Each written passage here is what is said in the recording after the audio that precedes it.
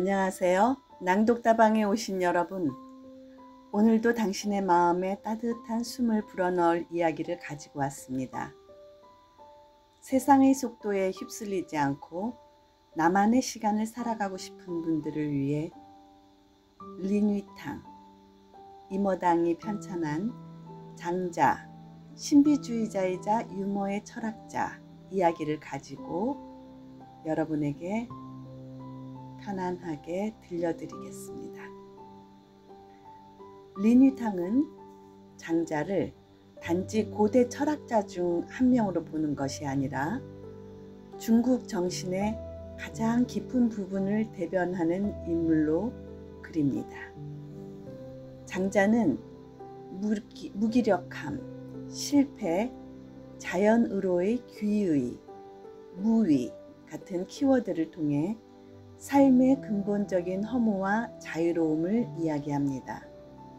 그리고 린위탕은 이것이야말로 진정한 인간 정신의 깊이에서 우러나오는 지혜라고 생각합니다.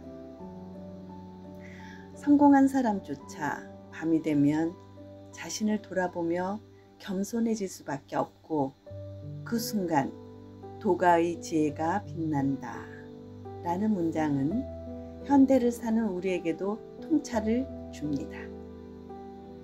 이 말은 당신이 지금 어떤 상황에 있든 장자의 이야기에서 위안을 받을 수 있다는 뜻이기도 합니다. 린위탕은 서문에서 장자를 이렇게 소개합니다. 예수가 떠난 뒤 바울이 있었고 소크라테스 뒤엔 플라톤이 있었으며 공자가 떠난 후엔 맹자가 있었고 노자가 떠나간 자리에 장자가 있었다. 네, 이 경우 모두 앞선 이의 진정한 스승이었으며 글을 거의 남기지 않았거나 아주 적게만 남겼습니다. 반면 그 뒤를 잇는 이들은 스승의 가르침을 갈고 닦고 확장하며 깊은 사유와 긴 문장들로 세상에 자신들의 철학을 드러냈습니다. 장자는 기원전 275년경에 세상을 떠났습니다. 노자의 죽음 이후 200년이 채 안 되는 시기였으며 맹자와는 동시대 사람이었습니다. 하지만 이상하게도 두 사람 모두 당시에 다른 사상가들은 언급하면서도 서로에 대해서는 단 한 번도 언급한 적이 없습니다. 마치 서로가 존재하지 않았던 것처럼 말이에요. 네, 문학적으로 본다면 장자는 주나라 시절 최고의 산문작가요. 초나라의 굴원이 가장 위대한 시인이었던 것처럼 그는 그 시대의 언어 예술을 대표하는 인물이라고 하겠습니다. 장자가 이런 자리에 오를 수 있었던 이유는 그 글의 빛나는 문체와 더불어 생각의 깊이 때문입니다. 그는 아마도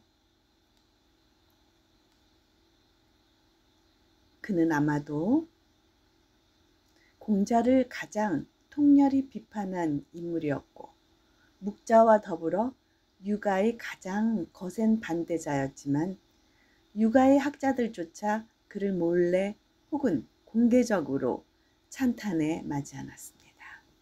그의 사상에 겉으로는 동의하지 않아도 그의 문장을 읽는 일은 그들에게 하나의 즐거움이었습니다. 사실 중국인의 마음에는 장자의 사상에 완전히 반대할 수는 없었을 것입니다.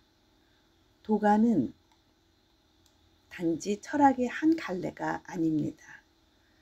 그것은 중국인의 사고방식, 삶에 대한 태도, 세상을 바라보는 깊은 시선, 그 자체입니다. 도가는 깊이를 지녔다. 유가가 세상의 비율과 균형을 아는 실용적 감각이라면 도가는 시와 상상력을 부드럽게 물들이는 색감이다. 시인의 영혼, 방랑자의 마음, 자유를 꿈꾸는 이의 가슴 속엔 늘 도가의 숨결이 흐르고 있습니다. 도가의 사상은 육아의 엄격한 고전적 절제를 조용히 풀어주며 인간적인 것을 더욱 인간답게 만들어줍니다.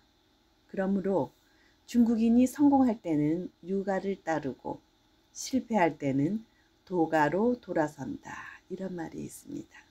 이 세상에 성공보다 실패가 더 많기에 또 성공한 이조차 고요한 밤 자신의 부족함을 되돌아보는 순간에는 자신이 얼마나 모자란 존재인지 깨닫게 되기에 실은 육아보다 도가의 생각이 더 깊이 작동하고 있다고 믿습니다. 육아의 대명사라 불렸던 증국번 장군조차도 이를 증명했습니다. 그는 태평천국의 난을 진압한 위대한 장군으로 기억되지만 처음에는 번번이 실패했습니다. 어느 날 아침 그는 깊은 겸손으로 자신의 무능함을 인정하며 이렇게 생각했습니다. 나는 쓸모없는 존재다. 바로 그 순간부터 그는 장수로서 비로소 성공하기 시작했습니다. 그것이야말로 도가적 지혜의 첫걸음이었습니다. 이렇게 린위탕은 서문의 장자를 이야기하고 있습니다. 그럼 바로 첫 번째 이야기 들려드리겠습니다.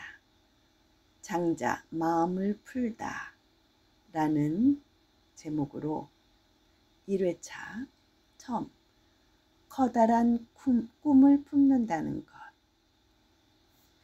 커다란 꿈을 품는다는 것 이야기를 들려드리겠습니다. 오늘은 장자의 첫 번째 이야기, 커다란 꿈을 품는다는 것.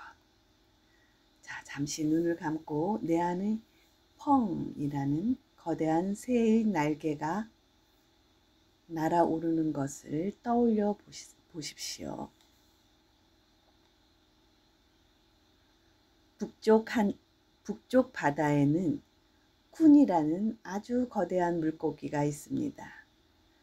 그 크기를 어림할 수조차 없습니다.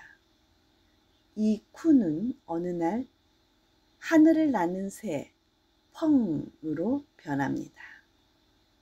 펑의 등은 어마어마하게 넓고 한번 날개를 펴면 온 하늘을 덮고 바람을 가르며 남쪽 바다로 날아갑니다. 그 비행은 6달이나 지속되고 그 날개짓은 하늘을 찢듯이 세상을 흔듭니다. 그리고 땅 아래 나무에서 나무로 겨우 날아다니는 매미와 참새는 말합니다. 하늘 끝까지 날아가다니 무슨 소용이 있단 말인가? 작은 새는 큰 새의 꿈을 이해할 수 없습니다. 작은 시야에서는 큰 비전을 헤아릴 수 없는 법이니까요. 장자는 말합니다. 작은 알은 큰 알의 넓이를 알지 못하고 짧은 시간만 사는 생명은 계절의 순환조차 알지 못합니다. 하늘 높은 곳을 나는 펑은 묻습니다. 저 하늘은 정말 파란색일까? 아니면 너무 멀리 있어서 그렇게 보이는 걸까? 모든 것이 상대적일지도 모른다는 깨달음이 그 하늘 높이 나는 새의 눈에 떠오릅니다. 우리는 종종 말합니다. 그건 너무 커서 소용없어. 하지만 장자는 되묻습니다. 너는 정말 그것을 사용할 줄 몰라서 쓸모없다고 여기는 건 아닐까? 커다란 호리병이 너무 커서 무게를 견딜 수 없다면 그걸 물그릇이 아닌 물 위를 떠다니는 배로 삼아보면 어떨까요? 세상의 기준은 늘 쓸모와 용도를 따지지만 진짜 큰 것들은 그런 기준 안에 갇히지 않습니다. 장자는 이어 말합니다. 진정한 인간은 스스로를 잊는다.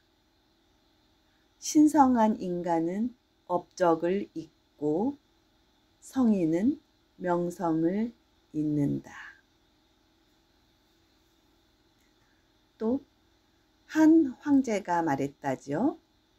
이미 태양과 달이 빛나고 있는데 굳이 또 횃불을 들 필요가 있을까? 당신의 빛은 이미 충분하다고요.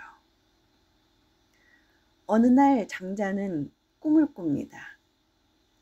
자신이 나비가 되어 하늘을 날고 있었다고. 그리고 깨어나 생각합니다. 지금 나는 인간이 꿈에서 나비가 된 것인가? 아니면 나비가 지금 인간이 된 꿈을 꾸고 있는 것일까? 현실과 꿈, 옳고 그름, 참과 거짓, 이 모든 경계가 무너지며 그는 깨닫습니다.